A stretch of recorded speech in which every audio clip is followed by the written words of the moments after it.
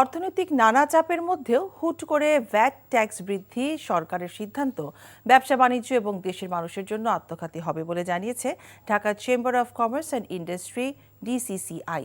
দুপুরে মতিঝিলে এক সংবাদ সম্মেলনে এই বিষয়ে উদ্বেগ জানায় সংগঠনটি।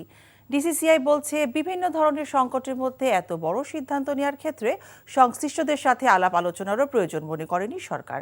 ভ্যাট ট্যাক্স বৃদ্ধির এই সিদ্ধান্ত মূল্যস্ফীতিকে উস্কে দেবে এবং বিনিয়োগের জন্য নেতিবাচক হবে বলে জানান ডিসিসিআই সভাপতি তাসকিন আহমেদ।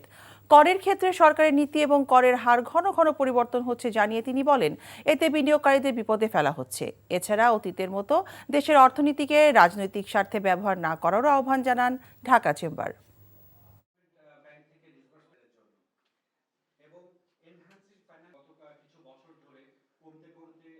চ্যালেঞ্জের মধ্যে দিয়ে আমরা অতিক্রম করছি এবং এই জিনিসটা সবচেয়ে বেশি আমাদের আমদানি খরচ বৃদ্ধি, উচ্চ জ্বালানি খরচ, ব্যয়, মুদ্রাস্ফীতি, আমাদের বৈদেশিক মুদ্রার রিজার্ভ এবং ঋণ প্রাপ্তিতে বাধা, এই সকল জিনিস একসাথে আমাদের ইকোনমির উপরে একটা বিশেষ ধরে চাপ সৃষ্টি করেছে।